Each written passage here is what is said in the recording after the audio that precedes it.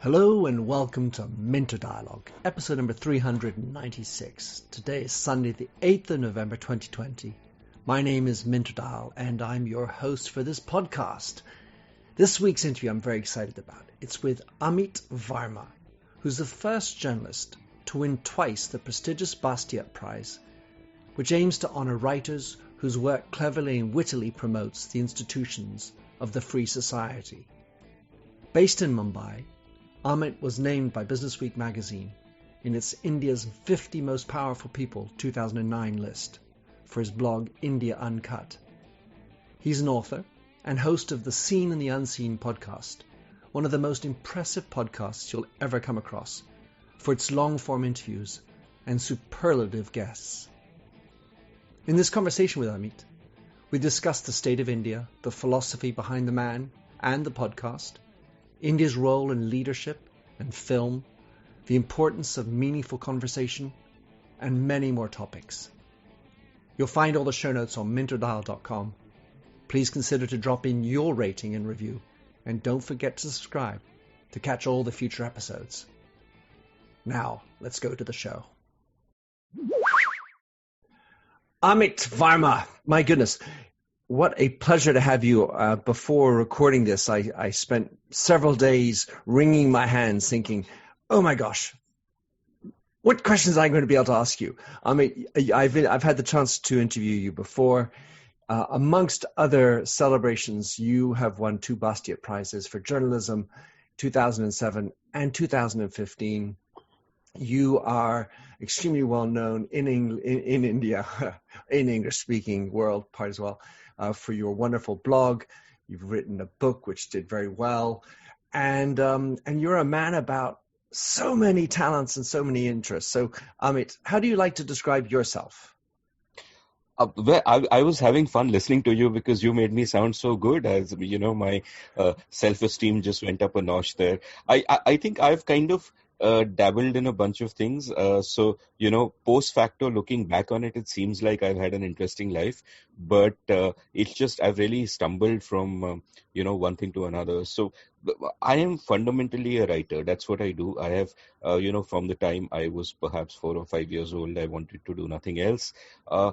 And then I've stumbled along doing other things. I spent a little bit of time in advertising. I spent in the 90s, I spent 5 years doing television. When Channel V launched here, I was, I joined them. I was part of MTV for a few years. And then I tried to be an entrepreneur, didn't work out, joined journalism, did journalism for a few years, did my blog, left it all to play professional poker for 5 years, and then came back to do various things. I was editing an online magazine and all of that. So I won't say I came back to do a podcast, but the podcast happened and that kind of became, took me by surprise by becoming bigger than I thought it would be. So I think I've always called myself a writer. There was a brief period where I could have called myself a professional gambler. And right now I can safely call myself a podcaster as well. So it's an interesting journey. I can certainly confirm that. In some ways, Amit, you've followed the stream of new technologies within media. Basically the business model of journalism has been under siege throughout this whole time. And where it used to be writing and the journalist was given priority to do whatever they wanted, all of a sudden they had to interact with the riffraff. And then you went into blogging and now into podcasting. So it's a wonderful journey. Before we get into a whole lot of other topics, just in the realm of understanding the man behind the pen per se, because you are interested in so many topics and you've done so many fascinating things, I wanted to understand what sort of music does Amit Varma listen to, and what's your favorite piece of music? I mean, I listen to an eclectic mix of things. I was, in my college years, I was into a lot of alternative rock. I was sort of in college at around the time grunge hit, Pearl Jam, Nirvana, all of those guys, and even going a little further back, people like the Replacements and stuff. But my favorite artist of all time, perhaps my comfort food, is really Van Morrison. So that's and of course, Springsteen, Dylan, all of those guys. But I think I'm more of a books person than a music person for some reason. I listened to a lot of music when I was much younger, but I don't know if it happens to everyone, but you reach a certain age where you really stop listening to new music and you just keep going back to what is comfort food, right? And that's the sort of stuff you listen to. So, and obviously also, like, you might be surprised, I've named mainly Western artists, but just again a mix of Indian music from here and there. But I'm not a connoisseur or something. So Right. Well, it's just that's the thing I wanted to understand. I went to see Van Morrison a couple of years ago, and the one thing I learned is you don't ask for a moon dance. Otherwise, you'll get bollocksed by him. In India, amongst the other fascinating things, and I've been there a few times and have come to understand just a little bit. It's a highly complex country. And I think I remember you said in one podcast or somewhere, you said that English is the 17th language or something like that in India. How many languages do you speak? And is that true about English in India? I don't remember saying that, but what I would have said and what I often keep saying is that English is an Indian language, in the sense that we have sort of owned it in a sense. I mean, if you look at the total number of English speakers in India, I think it will rival many countries you consider English-speaking countries. And one of the things that we take for granted in India, but I realized later in life that one should not take it for granted, is quite wonderful as an opportunity, is that we are all multilingual. We can speak 3-4 languages. So I'm half Bengali, and when I was a kid, we grew up speaking Bengali at home, but outside in the city, we would speak Hindi. So those are the two sort of languages I knew. But for me, English was always like my first language. And this is again, when you talk about India, India is just India is bigger than Europe in so many ways, in the sense that we have such a diversity here in terms of languages and cultures, and just even different parts of different cities are like separate countries. Not politically, but just in terms of the cultural differences and all of that, in a very delightful way. That there's just a mix of so much happening. You could walk 2 miles from where you are, and it's different, but different in a good way. So in a similar way, we speak all these multiple languages. And I was growing up, I was really part of that English-speaking elite. My father was in the civil services, so I was very fortunate to sort of grow up in a house where there were thousands of books all the time, which I could pick up and read. So in a manner of speaking, English was always the language that I was best at, and which is why, you just asked me about the musicians I listen to. As far as books are concerned, 99.9% of the books I've read are obviously in English. So that's really like my first language. I don't, think of it as anything other than that. It's funny. I'm fascinated by languages. I sort of dabble in 8 languages in terms of my own little repertoire, and being, let's say, somewhat European. I've lived the majority of my life in Europe. In any event, we are Indo-European, and it's sort of obvious that if you really want to understand our languages, that we need to sort of punch into, and I think punch is a perfect word, because if I'm not mistaken, punch means 5 in Hindi, and the number 5 around the world almost can be related back to punch. Pyat in Russian, the 5, the P and the F in English always had this sort of relationship with how it was written. Anyway, so it's a fascinating place, and the idea of that diversity is something I wanted to dig in on.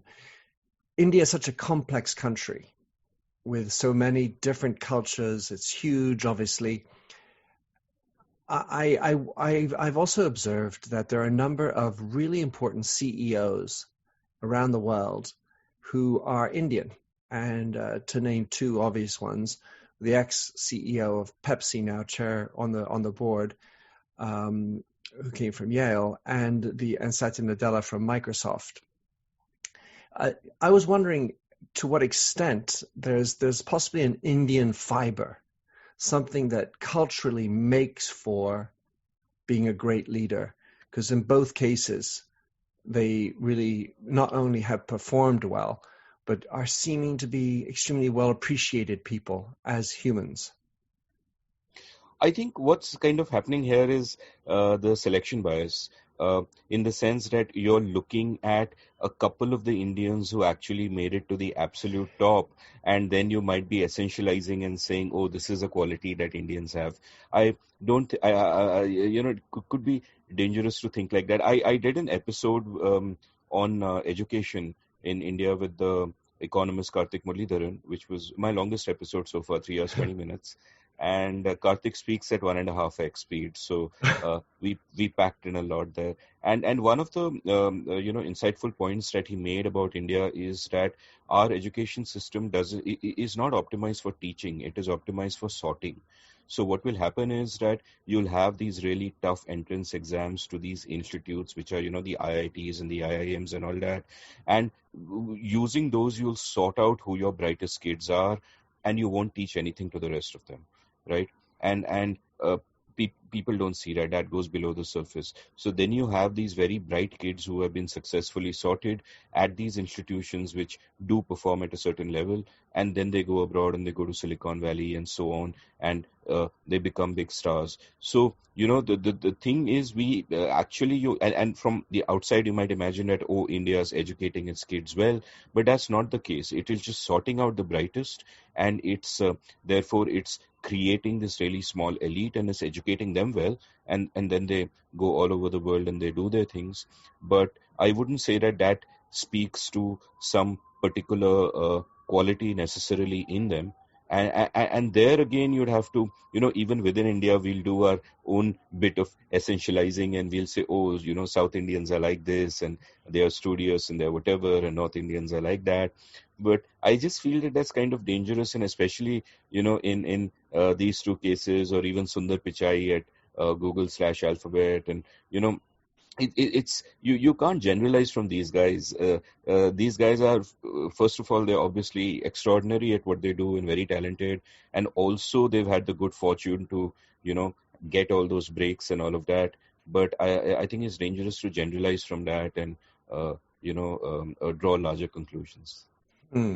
Well, I'm going to keep on pushing, because what seems obvious to me is that there are in the United States in particular, there are many countries that are people that are emigrating from around the world, and so there, frankly, you could imagine the cream of the cream of every country gets to the top.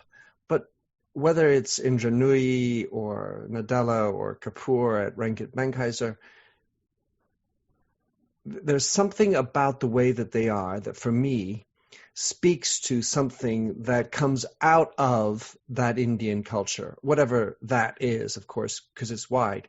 And specific elements for me are twofold. One is this notion of dealing with diversity and just being able to handle, let's say, the cluster, or to use a nice word, of languages and cultures that you have to deal with in India. And the second one, and it also feels highly Indian without being religious, is this notion of karma. And I feel that those two qualities in particular are really interesting in leadership today.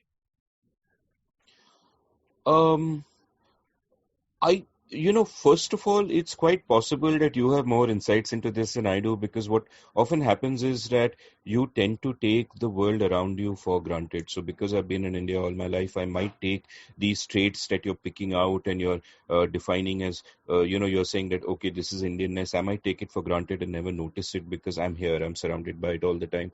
So that's possible. Having said, I mean, if we look at what are the traits that some of these Indian kids have in common, who study in the IITs and they go abroad is that number one, and partly because of the sorting system, you're actually sorting out the kids who work the hardest. But number one, they'd have a good work ethic.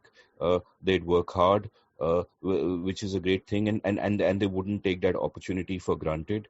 Hmm. That when I was growing up in the 80s and 90s, before so many Indians used to go abroad, before liberalization and all of that, it was considered a big freaking deal just to go abroad. If Hmm. you went abroad to study, firstly, you were super rich, or maybe you got a scholarship and you went abroad. But just by going, you had achieved something. So what would happen then in the next couple of generations, kids like I'm assuming, Nadella must be 3, 4 years older than me. Pichai would be around the same, whatever. So, 90s kids, you go abroad. You've already you're so grateful that you've made that one step. It's not something you can take for granted. So I'd assume that there is that work ethic where one, they worked hard to get there, and two, they're going to keep working hard because they want to make it work. That karma element, I don't really know. I haven't read interviews of these guys, but I don't imagine they would ever talk about that. And it's quite possible that they would even be non-believers as I am. It's not so. I don't think that's really a big part of it. One stereotypical quality which is sort of ascribed to Indians often is that you have a sort of a respect for tradition and what's come before, conservative in a good way. You don't want to just, burn the whole world down. And so, I don't know if that's a factor that, while they're innovating and while they're getting ahead and doing whatever they're doing, there's also an appreciation of the importance of stability in in their companies or in whatever they do. But I don't know, I think even that might be overthinking it, to be honest. I think these are just, and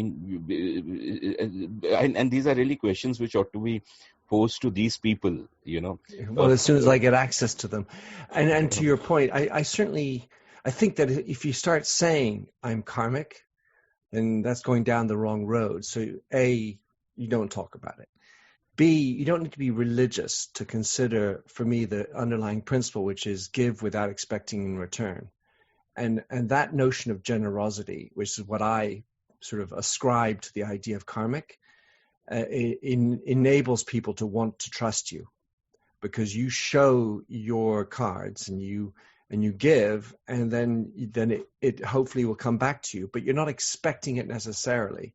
And that's the difference that I see. But I reading into it the tea leaves, perhaps, that I want. And I wanted to take up your point on conservative, because this is another area I wanted to discuss with you. You've said it many times, and I kind of believe that this is somewhat true for every country. But India is a country of paradoxes. And the paradoxes you choose are presumably coming from your filter, just like I have my filter and how I view things. What is the biggest paradox that you have in your mind about India? And I want to layer into that my paradox. I think the biggest paradox, and I'm actually I have explored it over many, many episodes. And obviously, at a surface level, there is a paradox that we are, on one hand, both a deeply illiberal society, but also liberal in some ways. We are illiberal in the way we treat our women, in the way the caste system functions, in the hierarchies within families, all of those ways we are illiberal. But at the same time, there is some kind of liberalism, because what is India? India is really just a melting pot which is so assimilative and all of that. But one of the and there are other fault lines like this where you can kind of break it down and find a paradox. But at the heart of it, there's one sort of distinction that I think, and I'm really kind of thinking aloud because this is stuff I've sort of been thinking about recently. I just did an episode which uh, released. My latest episode, in fact, 195, with a historian called Anchal Malhotra, and she has chronicled. Um, she's chronicled partition survivors, a partition of India in 1947, very bloody, millions died, all of that. She's chronicled the stories of survivors and what they've been through and all of that, and it's a extremely moving book. And one of the reasons is extremely moving is that it delves into the concrete. And while chatting with her, one of the distinctions we kind of came up with is that when people think of abstract ideas like nationalism, religion, my people, other people, when they think of abstract ideas, you bring out the worst in them because their humanity ebbs away there. It's abstract concepts, right? So, that other religion is my enemy, or that my nation is the best, or a million people dead. These are all abstract concepts. So at this level, everybody's a monster. But when you come down to the level of the concrete, many people who will say bigoted things on Twitter in real life will actually behave wonderfully well with people of other religions or other nationalities or whatever. They'll be hospitable, they'll be warm. In real life, it'll often be different. In the concrete, they'll be good people, but in the abstract, they'll be sort of bad people. And Anchal told me this very strange and very disturbing story of there's this village in Multan back in the day before partition, where there's one radio in the village, right? And there's a news program that comes at 9 at night or whatever time it comes, and there's just one radio, and that's their only entertainment and only access to the outside world. And it's a close knit village, but it's got different religions and communities and all of that. So every evening they gather in the village square and they put their radio there and they listen to the news. And the person who is telling her the story is a survivor of partition who managed to get away. And he says that as partition came closer and closer, there would be news on the radio that, so many Muslims have been killed here and so many Hindus have been killed here.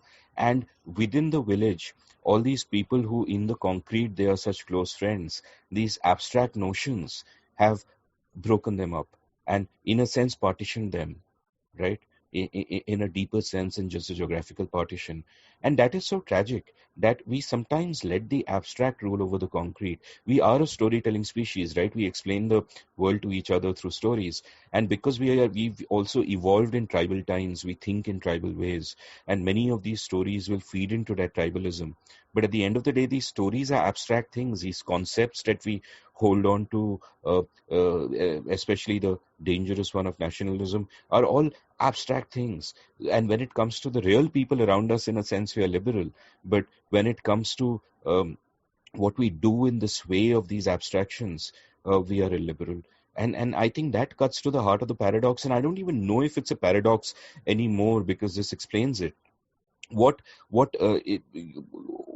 is harder to explain is that why do these abstract things have such a grip on us? That why are we willing to kill other people in the name of just a bleeding concept, and forget the real human relationships that we have with people around us?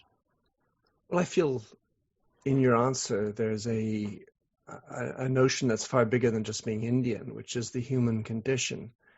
And to use a word you used a couple of times, conservative, as in wanting the traditions.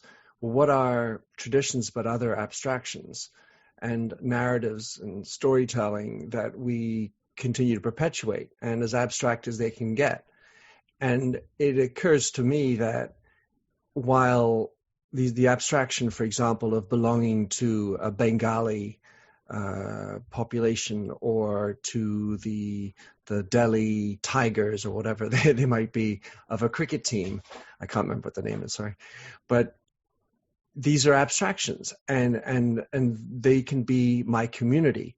And if you can't have things you can latch onto like beliefs or communities, this unleashes or takes away your ability to have an identity. So it feels like it's part of the human condition.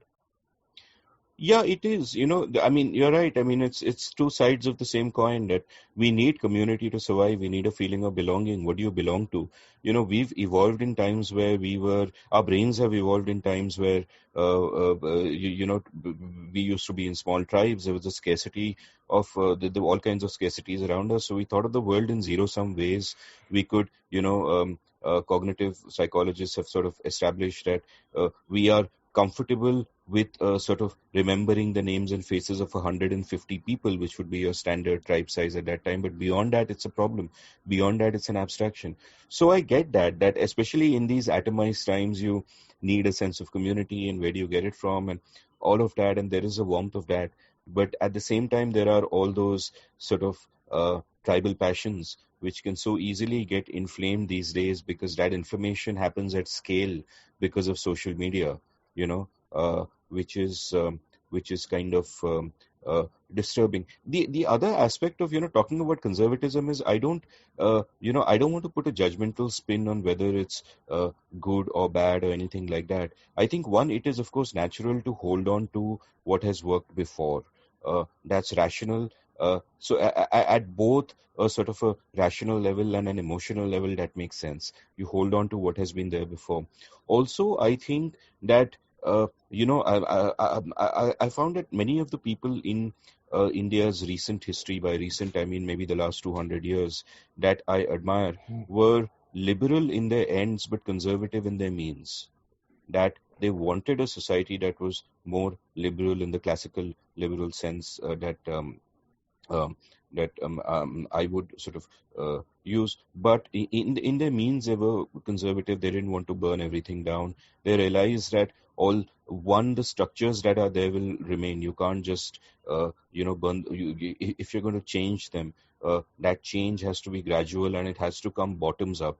You can't transform society from the top down. And in a sense, the 20th century is a cautionary tale against the folly of doing that. So if you want to change society, if you want a more liberal society, that job is really something that has to be done from the bottom up. And this is something Mahatma Gandhi said. I mean, he, of course, died shortly after our independence, by which time he was fairly old and perhaps not even in not quite the man he was, but one of those areas of gentle disagreement with the leaders who followed him and were his proteges, people like Nehru and Patel and so on. One of those was that you can't change a society from the top down. It's got to happen from the villages. And he of course, had a very idealized notion of villages, himself being born in a city and, lived in cities all his life. So he had an idealized notion of villages and so on.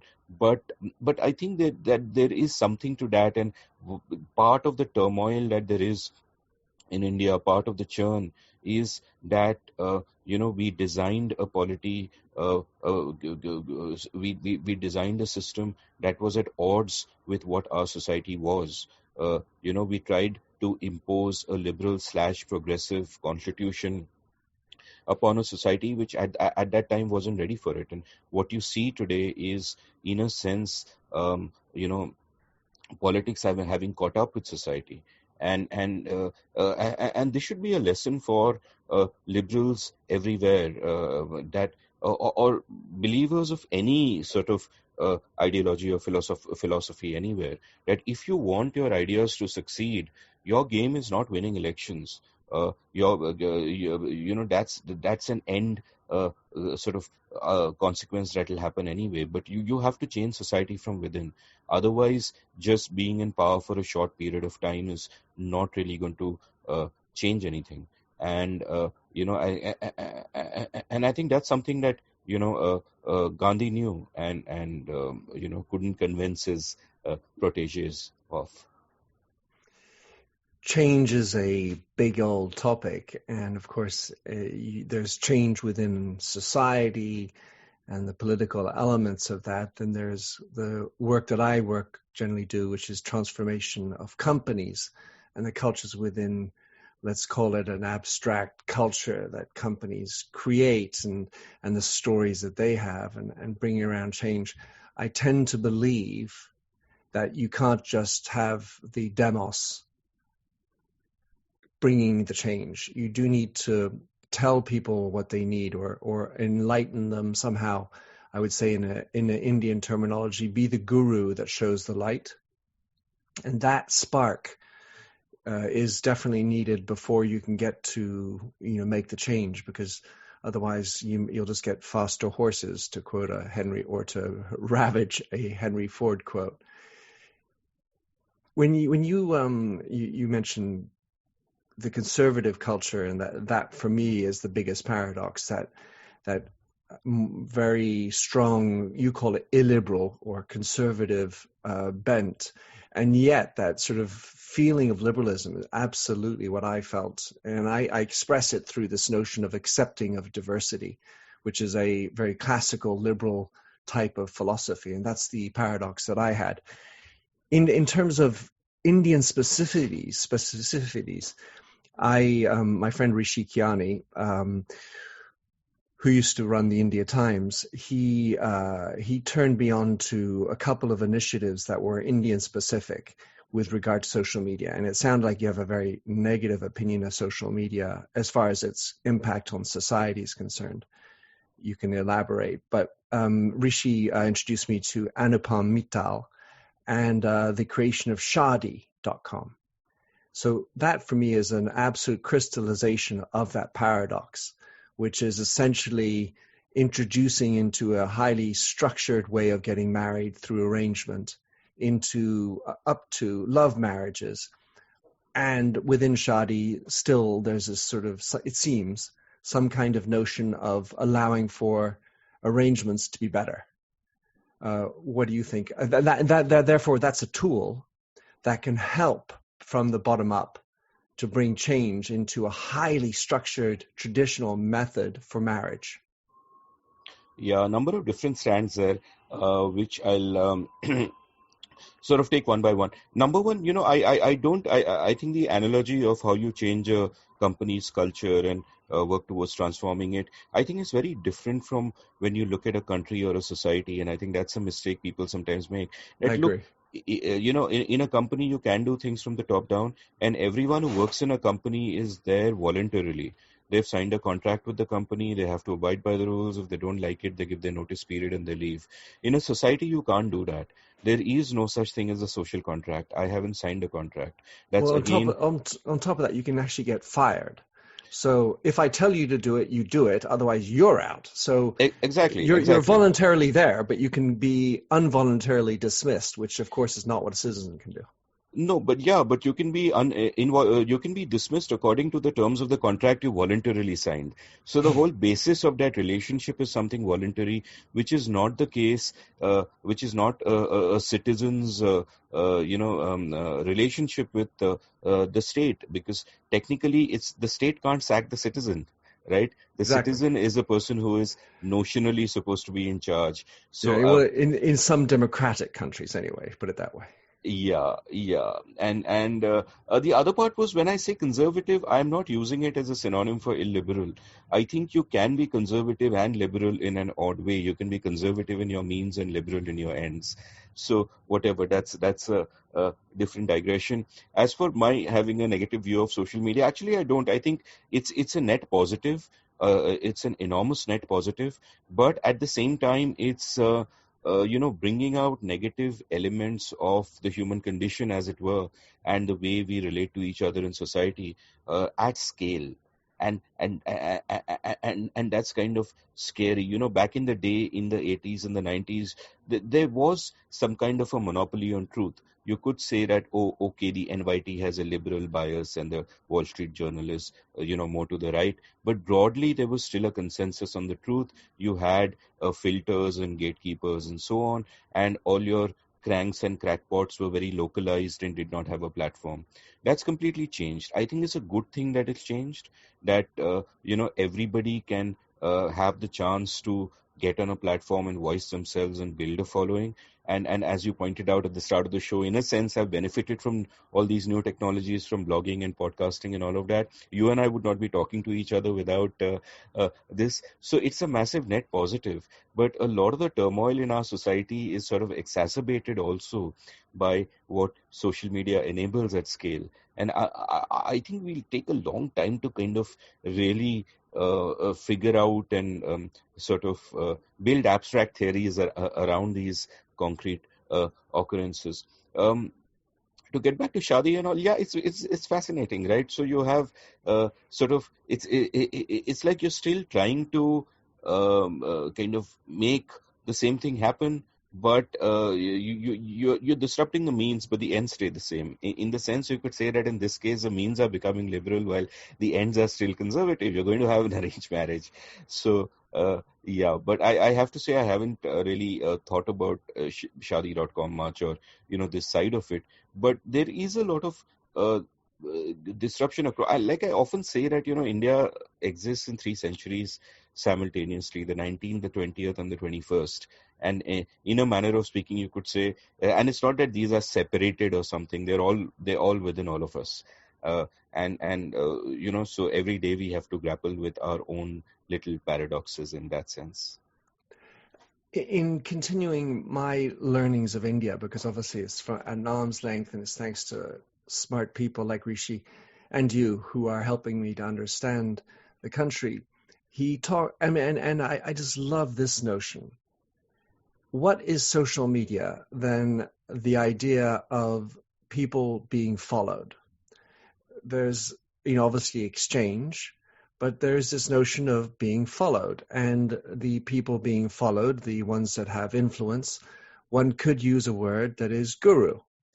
And Rishi explained to me how there was, I don't know if it still is, a social media that was all architected around the idea of gurus, which is as Indian as they get. So gurus have followers, just like you do in church. We didn't actually talk about the religion as another abstract concept that could also have powerful consequences. But so India has this notion of gurus and followers social media, which is specific. I think it was started by India Times.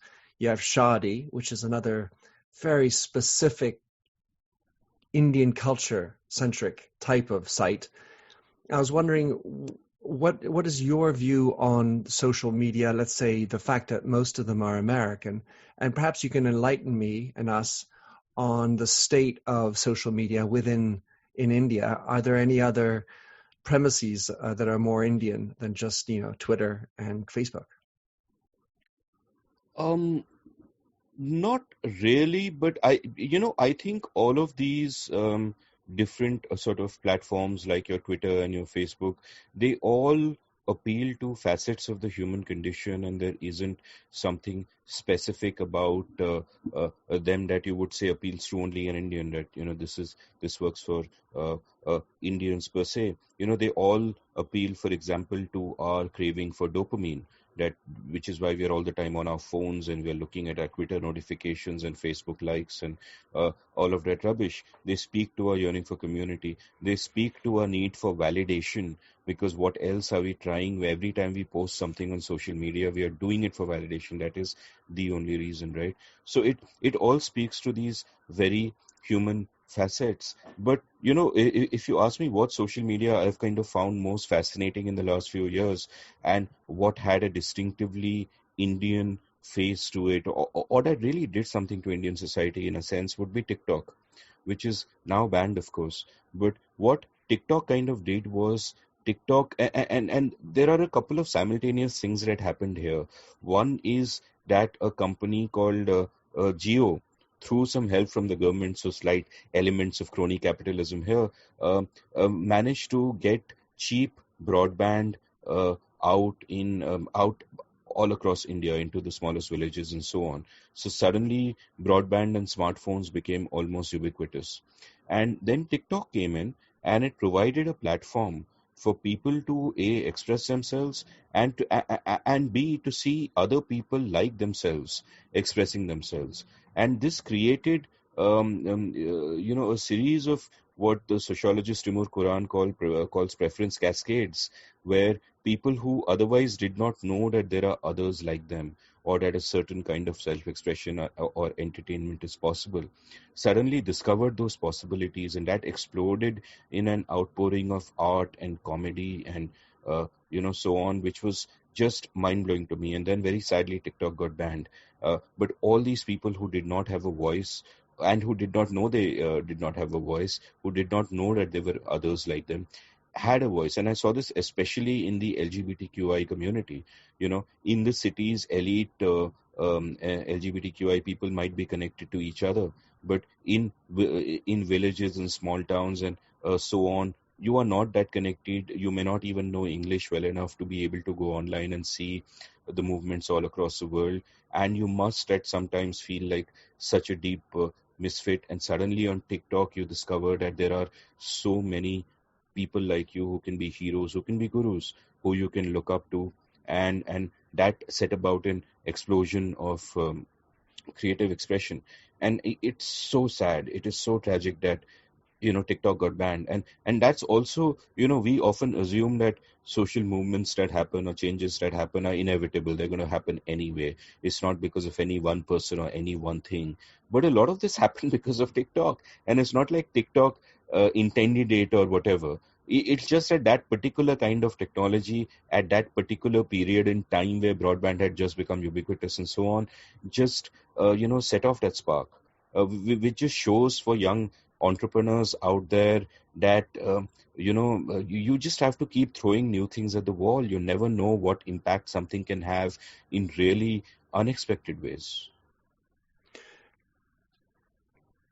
TikTok is not yet banned everywhere, but what it does make me think of is another form of community through the memes and the repetitive. So someone starts an art movement, does a jig to some kind of song, and then other people do it. And that is another highly amorphous community of people who felt aligned with or entertained by a specific idea. And then that just transcends borders and towns and beliefs. I mean, I suppose behind them there are some beliefs, but it's another form of community. Yeah, and it's also incredible how this spreads very fast. And what I often found on Indian TikTok is that you'll have a meme that they might even have picked up from elsewhere, or it's a meme that starts in India, and it'll start in the morning, and by afternoon there'll be hundreds of thousands of videos on it, and by evening there'll be self-referential videos where they are making fun of themselves doing it. And the meme has suddenly become the mockery of the Meaningful. meme. Yeah. And it's incredible, and it evolves, like even during COVID, right? So that what has happened during COVID is that all these TikTok creators are now stuck at home. What are they going to do at home? Many of them are alone. They don't have access to other TikTokers. So initially you see a very sort of easy form of humor, and they're making jokes about the lockdown and all that. But as you go on over a period of time, the humor gets so much more sophisticated, and it's just incredible. And this is coming out of the common people. I mean, like the problem with India when it comes to popular culture, and it may be the problem elsewhere, but I can only talk about India, is that you have our gatekeepers of cultures. So culture so far have essentially been the elites. Like in the case of Indian cinema, for example, in Bollywood, there will be two kinds of elites. One is sort of the guys who've been kind of around forever, and they've got regressive old stereotypical notions of the past, and they're going on that. And two is you have sort of the woke elites who studied abroad and come back, and their dad was a producer and all of that, and they're doing all of that, which is fine. But none of them have any clue of what the real India is or what the real India wants. And even the real India, in a sense, doesn't know what it wants, right? So, and that kind of art isn't finding a voice. And that kind of art did find a voice through TikTok, and it was, and obviously it was even being co-opted by the whole celebrity machinery that runs in Mumbai and so on. But regardless of that, I mean, it was such a delightful outpouring, and it may not ever have existed, and none of this may not have happened, and there might be people who became confident creators of their art, or who evolved their humor to that extent, who might never have done any of that or known that they had it within them, and this technology enabled that. And if there's one thing that kind of gives me hope about the future, is that whatever happens in politics, within society, if there are enough innovative people creating things like this. I mean, this almost sounds like an ode to TikTok in a sense. But you get what I'm saying, that as long as there are people who are throwing things at the wall, good things will happen. So there are a number of things in that, Amit, and I'll try to unpack them, but in bunches. The idea of TikTok, which you brought up, it's fascinating, and this notion of sort of some of the utility of entertainment of individuals stuck in lockdown is speaks volumes. I was listening to Palki Sharma at Gravitas, an Indian-based journalist, who did I thought, a very stimulating talk on the role of Bollywood as a soft power for India. I don't know if you ever had a chance to listen to her. I think she's quite outspoken and perhaps controversial. I don't know, but in her sort of editorial, she said, look at how the United States drives its soft power around the world in large part through Hollywood, which is entertainment. Of course, TikTok is not American, and that is a specific particularity I want to get into afterwards. But Bollywood there's something like 2,000 films a year being produced at Collywood, Tollywood, Mollywood, in different languages, different cities. It's extraordinarily vivacious. But she tends to characterize Bollywood as fun, entertainment, a dance here and there, and more or less Indian-centric, but not necessarily espousing something bigger that would corral the rest of the world, because while Bollywood is very Indian, I've seen many Bollywood films and have loved them. Three Idiots stands out as top of the marks, but there are many others. And I was wondering what your thinking is about the role of Bollywood, and could it be, or should it be, a soft power for India? I think the role of Bollywood as soft power is a little overstated and even feels a little bit like wishful thinking to me.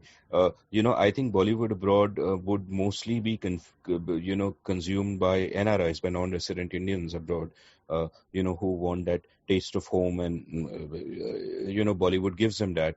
I'm not sure it's made a global impact beyond that, and what in fact I find kind of sad is that even within Bollywood there is this hankering for validation from the West. Now the point is, the kind of cinema that is there in Bollywood is almost a completely different genre or different art from cinema elsewhere.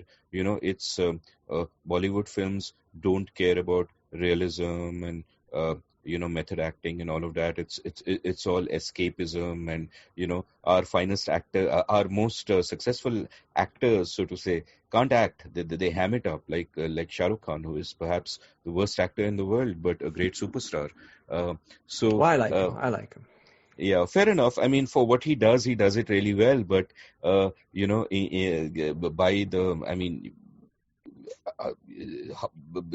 the standards of the sort of cinema I love, I don't think one can call him an actor. But leaving individuals aside, I think that we should just that people within Bollywood should just embrace what they do right, and embrace the following that they have, and not have this hankering for the like all of them would they'd give a limb to be able to go out and act in Hollywood films or work in Hollywood films or get an Oscar. And there is still, and this is a post-colonial thing, that we are still hankering for the approval of the white man. And this, and at some level, we need to get comfortable in our own skin and get past that. Also, the thing to note is that all of Indian popular culture is not Bollywood. It's just one part of it. In fact, even all of Indian cinema is not Bollywood, or even mainstream cinema. I mean, obviously, in the South, you have the cinema there, which is as big there as Bollywood and has huge absolute numbers as well, not just in a relative sense.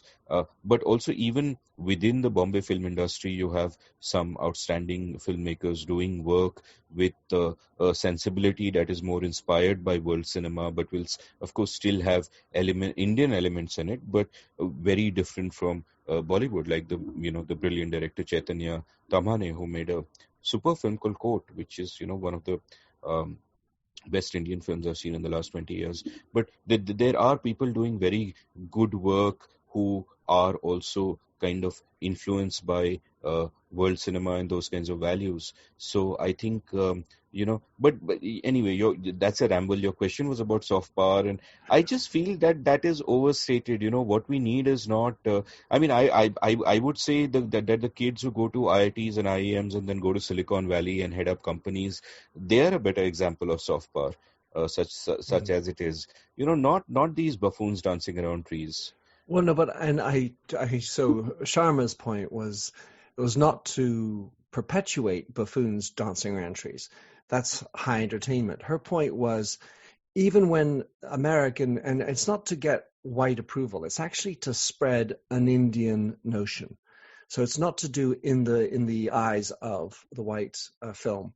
It's to do something that promotes something that's stronger than just buffoons dancing around trees. So the idea could be to use Collywood, Tollywood, Mollywood, Bollywood. I put them all in one big basket to instead of having the American person who's saving the world from some horrible agent or virus or whatever, having a supreme Indian superhero who does something big for the world. Because if the Indian country is to become what it should, which is by size and by culture and by might, an influential element of the world, you can do it through the individuals who are running, Sache or Nadella and so on. But why not use film as a route to express some Indian beautiful elements that are stronger than just high entertainment? I think I don't understand this kind of thinking because we seem to be thinking at the level of countries, like what should India do? What should the state do? Let us have a strategy. How do we project our soft power? Do we use Bollywood? I'm uncomfortable with that kind of thinking. I think, look, let's just think at the level of individuals. Let people consume what they want to consume. Let creators create what they want to create. And what will happen will be a delightful melange of everything. I mean, the Indian word for it is khichdi, which is just like a tasty mixture of a bunch of different things. And I think global culture is moving towards that and will move towards that. And, how much of that is Indian and how much of that spreads whatever values it spreads. I mean, I find those kind of discussions pointless. People will create what they want to, people will consume what they want to, and whatever happens will, happen. But soft power, for example, as a tool for foreign policy and all that is really, to my mind, rubbish.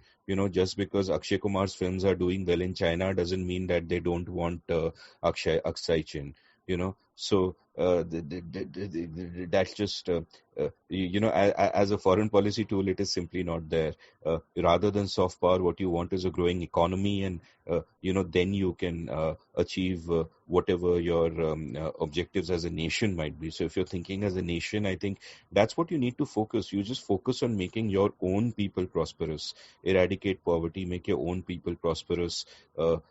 Instead of sorting people with the education system, actually start educating them, and then good things will happen. Then why one Nadella? There'll be 1,000 Nadellas.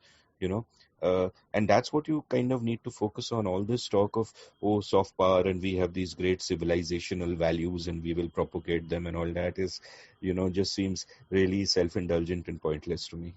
Well, it's very interesting what you say, because you could say the same thing of Egyptians and Greeks, who have wonderfully long cultures but don't have exactly a prosperous economic situation, and sitting on your laurels doesn't do shit for you.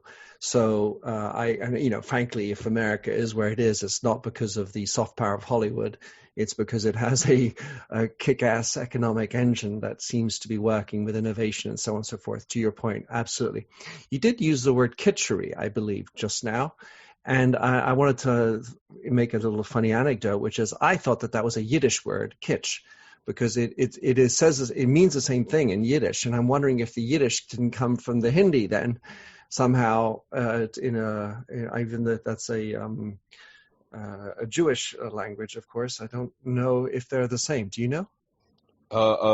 Many of our languages came from Indo-Proto-European, though some did not.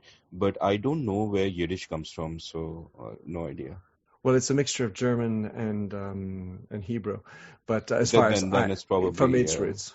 Anyway, that was a funny little. So now I know another Indian term, kitchery. So wanted to circle back into another point, which is super important for me, which is the notion of time. And I would love for you, if you have such a thing wrapped up in to talk about your philosophy of time. And because I tend to believe that the way you look at time describes who you are. So with that, what is your philosophy of time? my personal I think a lot of people's philosophies tend to be default philosophies. So I don't know what philosophy of I mean I don't even know what you mean by that. Why don't you tell me your philosophy of time, and I'll All right, so I'll start with my elevator story. So the elevator is whenever I'm in an elevator, I always believe it could be stuck. So what am I going to do if I'm stuck? Well, I want to make sure I'm not a victim of being stuck. So I always want to make sure I have a contingency for how I'm going to spend time should I get an extra gift of extra time.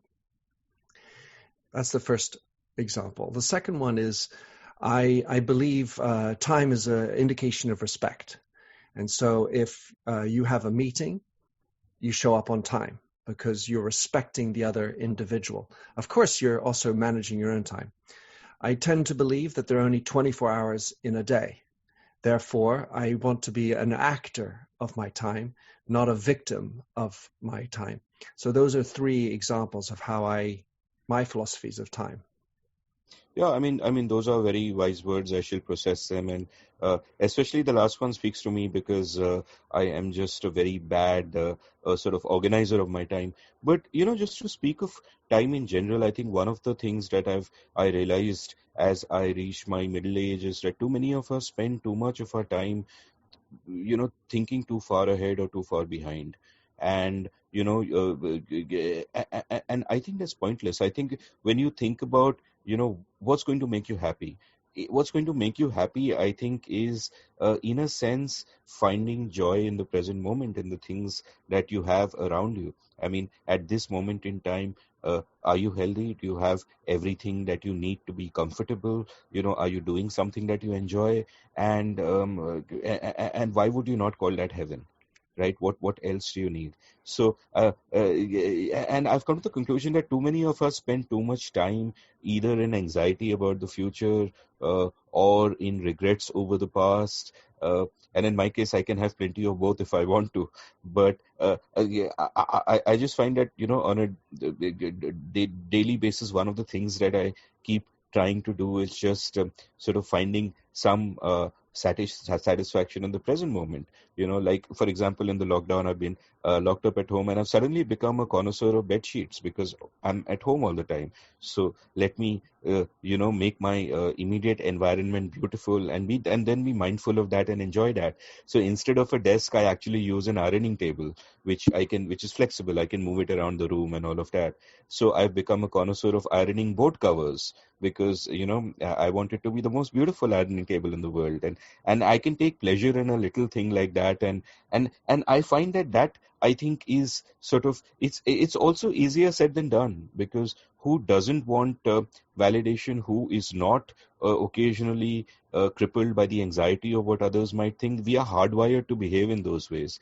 So then you actually have to be mindful of your own hardwiring and say that, shit, I'm not going to get stressed out over this or that or whatever. Look at my ironing board cover, it's beautiful. So yeah, so I mean, I don't know if that qualifies as a philosophy of time, but look, basically the thing is we're all going to die, right? That's how it ends. There's no greater meaning. So the thing is, you've got to find different ways of being in denial of that and of coping with that. And I think that one way that might work is just enjoying what you have in the present moment till it reaches a stage where you can't enjoy it anymore. I love it. Well, a perfect answer, Amit. And certainly I don't think there's right and wrong as far as philosophies of time. It is each to their own. And I've always thought that the way you express your view of time is really who you are. And maybe TikTok is really a perfect example of living in the present. I mean, you obviously have to prepare things in order to get the right film, but when you scroll through your TikTok stream, it's just a bunch of being present in that moment, seeing that, laughing, enjoying that, and not worrying about the future and not thinking about your past. And yet we live in a time where there's a lot of fear and division. And I make let's say, some kind of joining of the dots between the Boolean binary divisiveness that you're with me or against me, with the efficiencies and effectiveness of, you got to be really productive at work and a time is money and so on and so forth, with long form conversations, which seem to have been cut aside. And I was listening to Sam Harris in one of his, and I love his podcast, where he allows for long form. And he said that and I can't remember if it was you or he who actually talked about how by having long form, where the end is not necessarily definitive, you inevitably have better conversations because you don't need to interrupt the other person. Even if you disagree with me, Amit, you're going to hear me out. And then because you don't need to cut me off, because we don't have a finite ending. And that notion of limitless time and long form conversation, I feel, is the antidote, possibly the solution to the heavy duty divisiveness that we have. Yeah, I mean, firstly, I'm also a huge fan of Sam Harris. I think he's a master of the craftsman of, how to have a conversation. So good. And that's something that is almost an article of faith for me, that you never interrupt. You just don't do it. And it's not just a question of time. It is also a question of courtesy. I mean, when do we interrupt? We interrupt where we want to make a point. In Stephen Covey's words, we are listening to reply, not to understand. And I think it's important to because and then what happens if you think about it? Let's say you're in a conversation and you're constantly interrupting the other person and making your point and saying, no, you're wrong. Hey, let me tell you why you're wrong. What you're really doing is that you're using the other person as a means to your own sort of self-aggrandizement, as a means to showing how clever you are, and not as an autonomous being in their own right who is worthy of respect.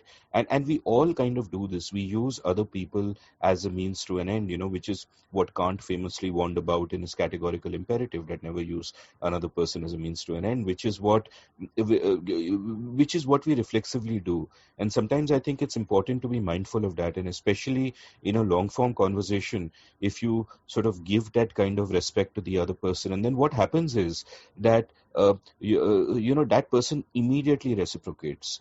That respect immediately becomes mutual, and that person is immediately willing to then go that extra mile and go deep and talk honestly with you and talk in good faith and give you the benefit of doubt and assume goodwill and all of those things. So I think that there is a beauty in there is a beauty in figuring out conversation. Like, another master of the art of conversation is Russ Roberts, the host of Econ Talk. And I had him on my show, and that's one of my favorite episodes. It's so lovely. In fact, it was about the art of conversation in a sense. So, and I feel gratified that, you'd imagine that people keep saying, hey, we live in the age of the short attention span, and who listens to long podcasts, who has time and all of that. But, as I have found, and as obviously guys like Sam Harris and Russ Roberts have found, is that people have an appetite for long form. People crave that kind of content. Everything is not just about, the shallow snark of social media. And here I go hating on social media again.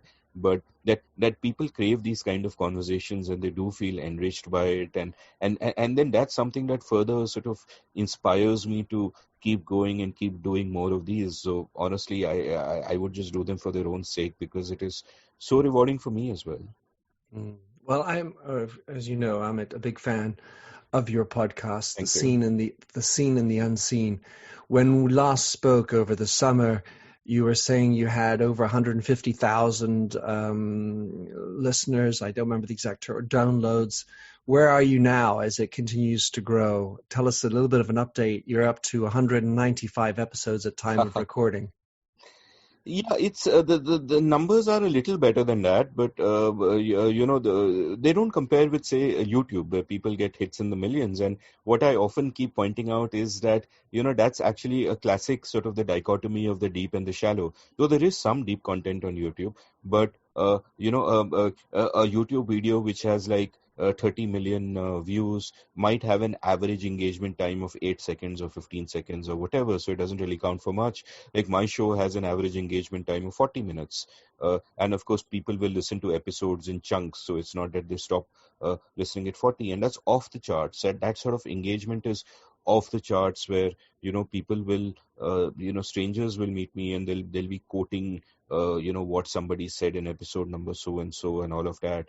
So it is, so that's kind of mind blowing. So yeah, I mean, I'm constantly sort of gratified by the response that I get to the show. Like today morning, someone wrote in from Canada saying that they heard my latest episode and it made them cry because it is such a moving episode with Achal Malhotra, and people respond to it at that sort of level, and that's a lovely thing, and it also then motivates you to keep it going.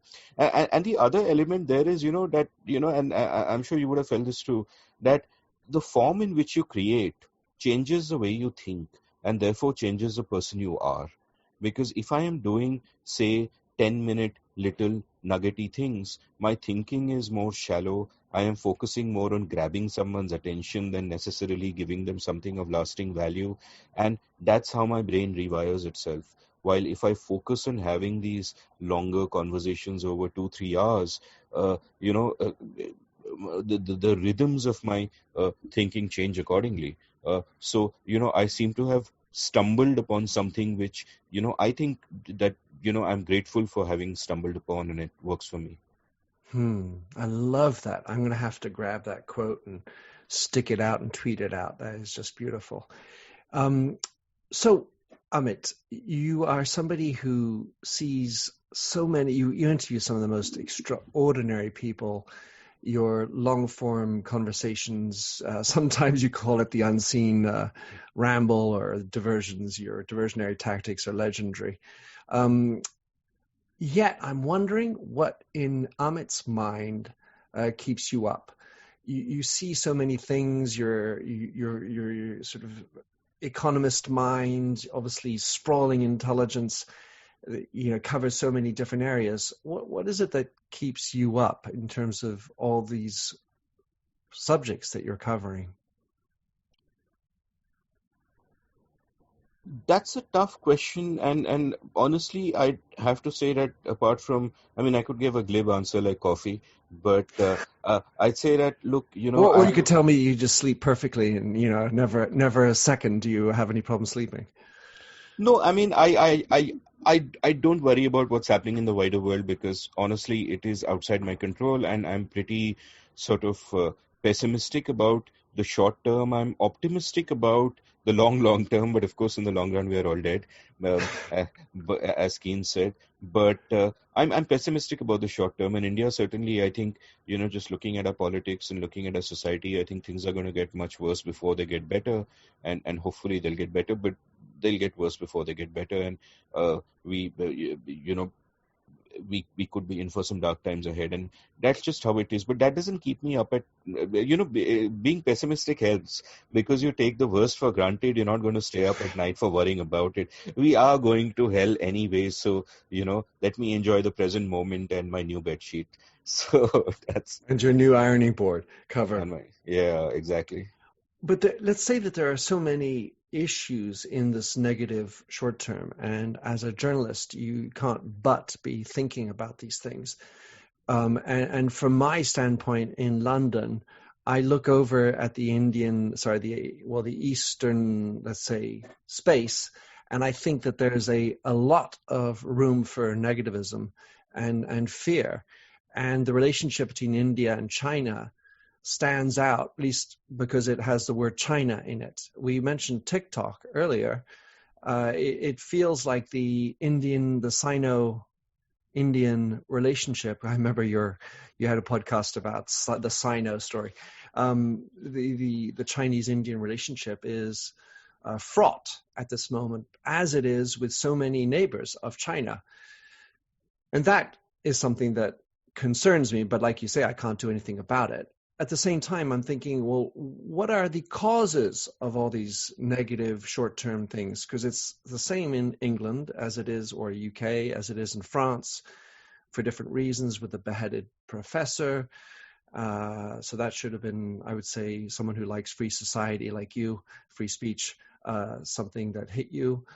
In America, we have other things. By the time this is released, we might already have a new president, or we know who the next president is. And in any event, every country has its own version of it, but there seems to be a general malaise, unless you're in New Zealand, about what's happening in every country.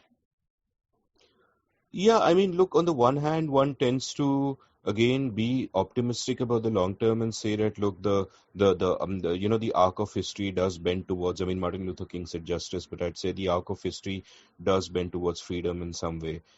So one can be optimistic for the long term, but the other thing is that it's not like these things happen in cycles. I think what is happening now is incredibly unique in the sense that our tribalistic instincts, our baser instincts, have been weaponized at scale by partly by social media.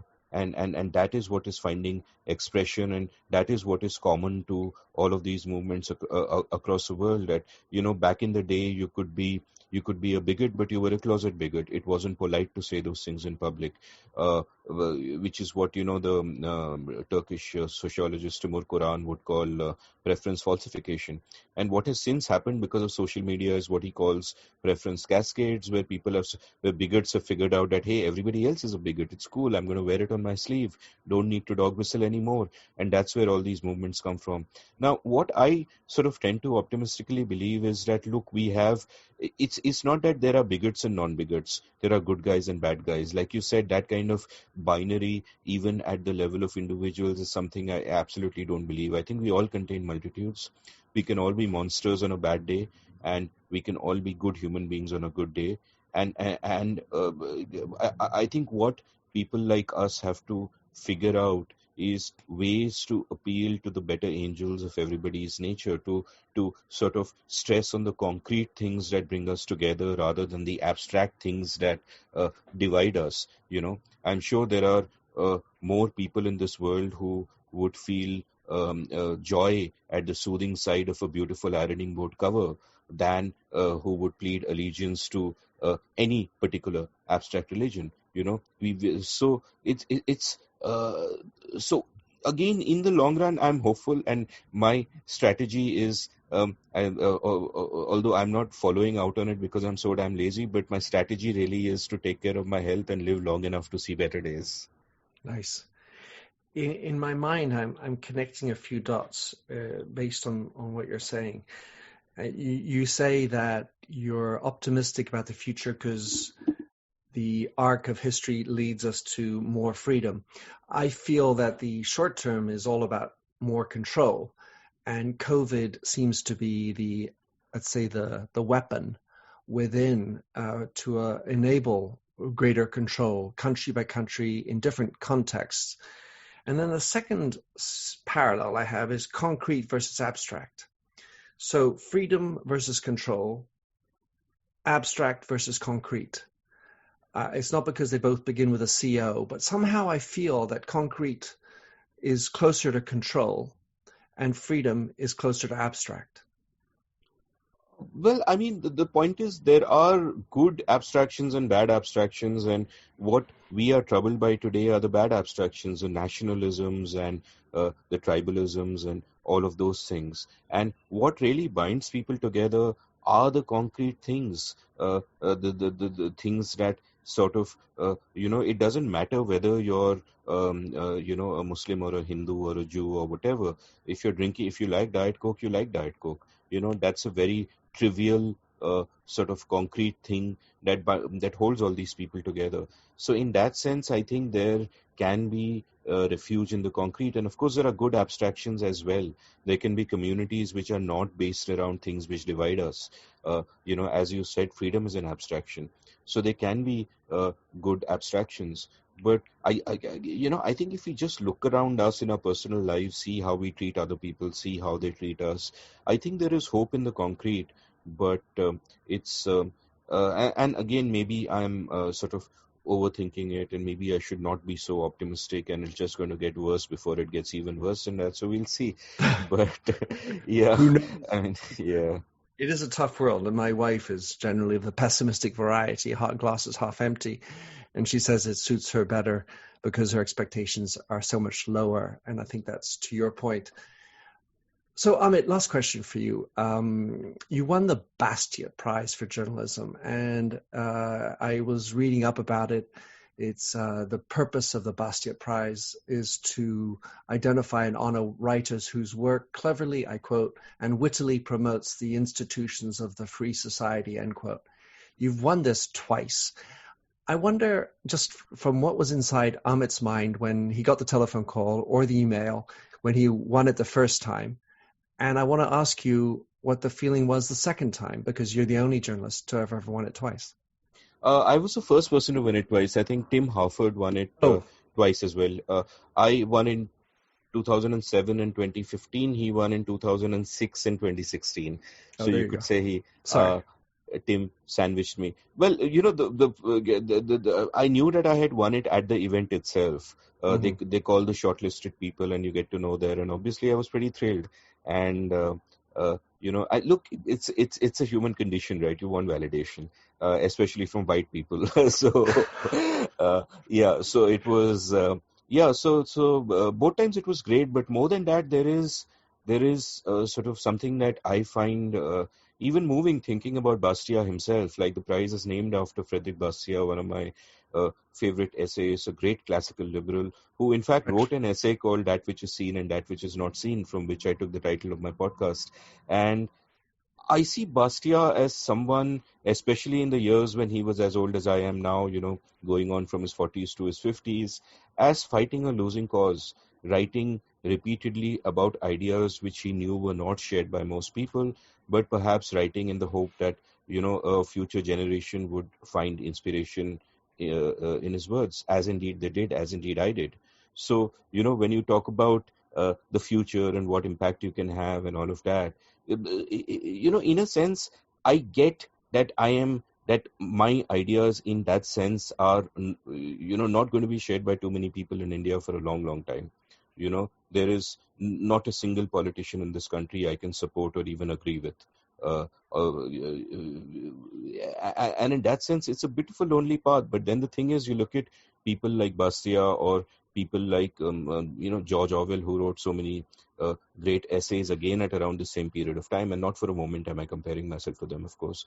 But then the thing is that you realize that ultimately all of these sort of intellectual battles are inevitably going to be lonely battles. You can't think about winning them. There is no end game. You just do what you have to do. And in a sense, this might tie back to what you began the episode with by talking about karma, that, you do the right thing and don't worry about the fruits of your actions, which is also a lesson I learned from poker.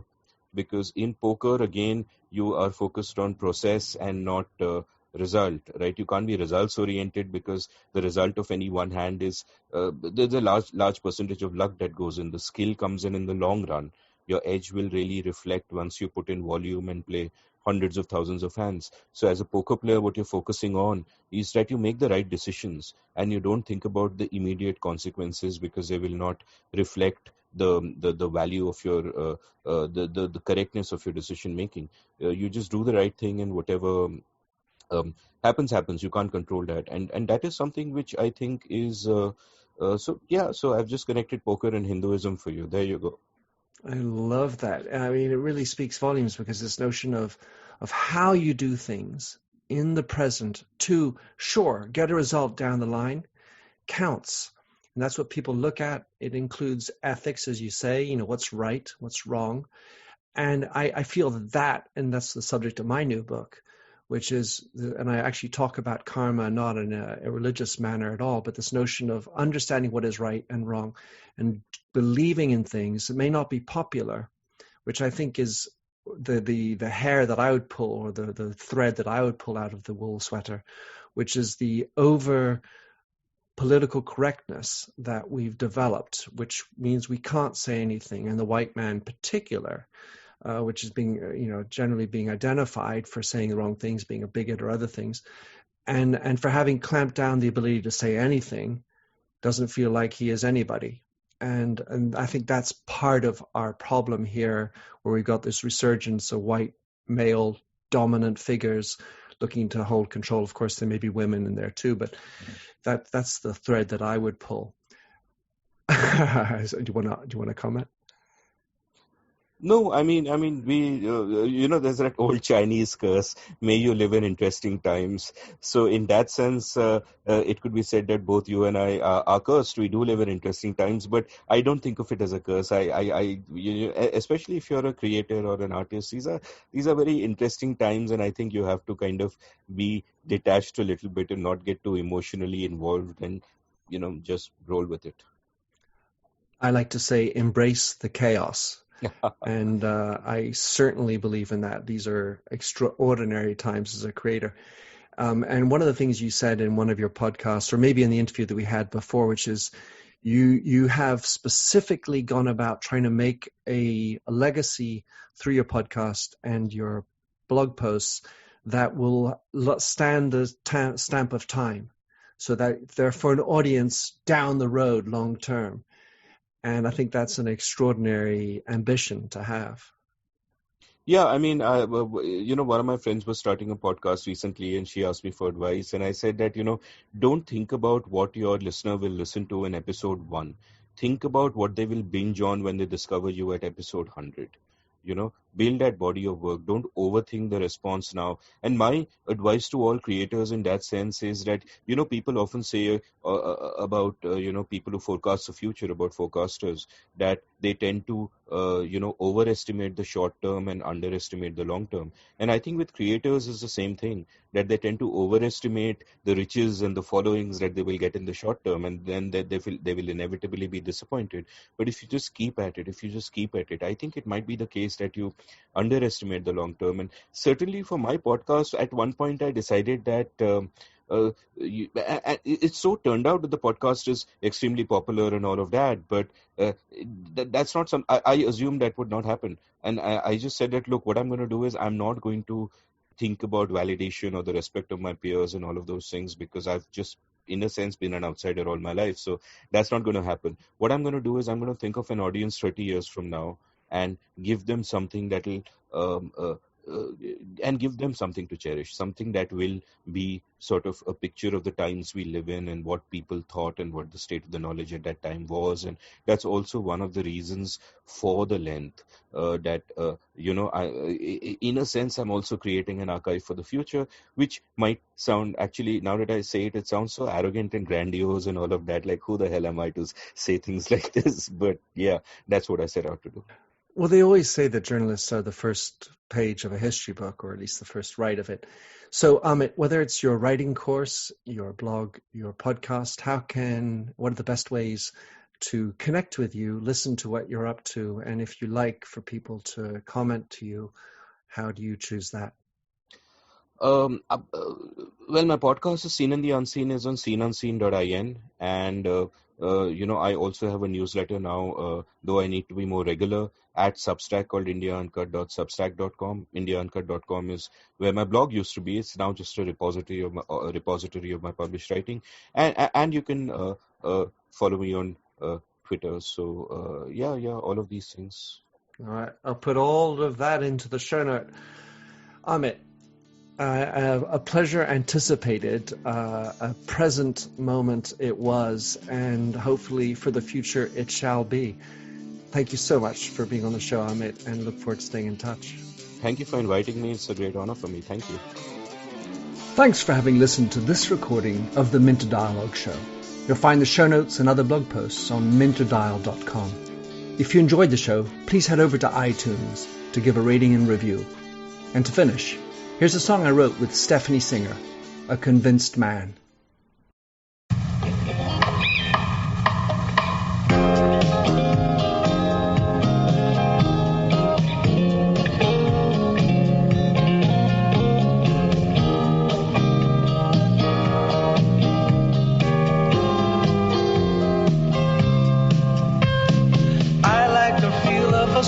stranger tucked around me, precipitating the danger to feel free. Trust is the reason, still I won't toe the line. I sit here passively, hope for your respect, anticipating the thrill of your intellect. Maybe I tell myself there's no use in me lying. I'm a convinced man building an urge. I'm a convinced man to live and die submerged. A convinced man in the arms of a woman. I'm a convinced man, challenge my fate. I'm a convinced man, competition's innate. A convinced man in the arms of a woman. Despise revenges and struggle to see. Live for the challenge so life's not incomplete. What's wrong with challenge? I know soon we all die. I like the feel of a stranger tucked around me, precipitating the danger to feel free. Trust in my reason and let me show you why. I'm a convinced man practicing my line.